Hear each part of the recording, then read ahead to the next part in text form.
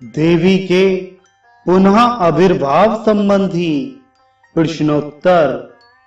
नारद जी ने कहा, ब्रह्म ज्ञानियों में श्रेष्ठ पुलस्त जी, अब आप देवी की उत्पत्ति के विषय में मुझसे पुनः विस्तार पूर्वक वर्णन कीजिए।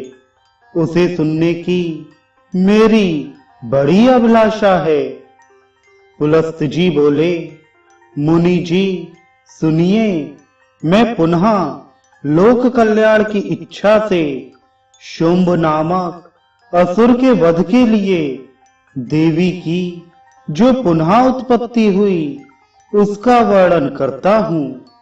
भगवान शंकर ने हिमवान की जिस तपस्विनी कन्या उमा से विवाह किया था, उन्हीं के शरीर कोश से उत्पन्न होने के कारण वे देवी कौशिकी कहलाईं। उत्पन्न होने पर भूतगणों से आवृत हो वे विंध्य पर्वत पर गईं और उन्होंने अपने श्रेष्ठ आयुधों से शुंभ तथा निशुंभ नाम के दानवों का वध किया। नारद जी ने कहा, ब्राह्मण, आपने पहले यह बात कही थी कि दक्ष की पुत्री सती ही मरकर फिर हिमवान की पुत्री हुई थी। अब इसे आप विस्तार से सुनाइए।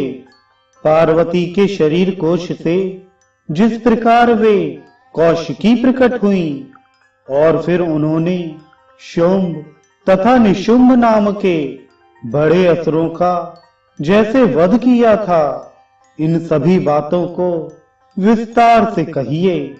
ये शुंभ और निशुंभ नाम से विख्यात वीर किसके पुत्र थे, इसका ठीक ठीक विस्तार से वर्णन कीजिए।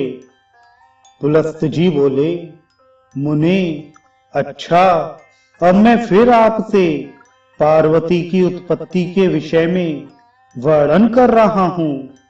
आप ध्यान देकर स्कंद के जन्म की शाश्वत नित्य सदा विराजने वाली कथा सुने। सती के देह त्याग कर देने पर रुद्र भगवान निराश्रय विधुर हो गए एवं ब्रह्मचर्य व्रत का पालन करते हुए तपस्या करने लगे। वे शंकर जी पहले दैत्यों के दर्प को चूर्ण करने वाले देवताओं के सेनानी थे, परंतु अब उन्होंने रुद्र रूप का त्याग कर शिव स्वरूप धारण कर लिया तथा तप में लगकर सेनापति पद का भी परित्याग कर दिया। फिर तो देवताओं के ऊपर उनके सेनापति शिव से विरहित हो जाने के कारण दानव श्रेष्ठ महिष ने बलपूर्वक आक्रमण कर उन्हें परास्त कर दिया। जब देव समुदाय पराजित हो गया, तब पराजित हुए देवता लोग शरण प्राप्ति की खोज में देवेश्वर भगवान श्री विष्णु के दर्शनार्थ श्वेतद्वीप गए। उस समय भगवान विष्णु इंद्र आदि देवताओं को आए हुए देखकर हंसे और फिर मेघ के समान गंभीर वाणी में बोले, मालूम होता है कि आप लोग असुरों के स्वामी दुरात्मा महिष से हार गए हैं, जिसके कारण इस प्रकार एक साथ मिलकर मेरे पास आए हैं। श्रेष्ठ देवताओं, आप लोगों की भलाई के लिए मैं जो बात कहता हूँ उसे आप सब सुनिए और उसे यथावत आचरण कीजिए। उसके सहारे आपकी निश्चय विजय होगी।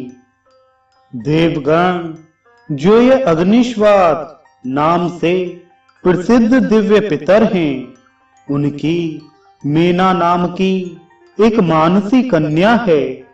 देवव्रत, आप लोग अत्यंत श्रद्धा से अमावस्या को सती मेना की यथाविधि आराधना करें तथा उनसे हिमालय की पत्नी बनने के लिए प्रार्थना करें। उन्हीं मेना से एक तपस्विनी रूपवती कन्या उत्पन्न होगी, जिसने दक्ष के ऊपर कोप कर अपने प्रिय जीवन का मल के समान परित्याग कर दिया था। वे शिवजी के तेज के अंश रूप जिस पुत्र को उत्पन्न करेंगी, वह दैत्यों में श्रेष्ठ महिष को उसकी सेना सहित मार डालेगा। अतः आप लोग महान फल देने वाले पवित्र कुरुक्षेत्र में जाएं एवं वहां पृथुदक नाम के तीर्थ में नित्य ही अग्निश्वात नाम के पितरों की पूजा करें। यदि आप लोग अपने शत्रु की पराजय चाहते हैं तो सब कुछ छोड़कर अमावस्या को उस परम पवित्र तीर्थ में इसी निर्दिष्ट कार्य को संपन्न करें।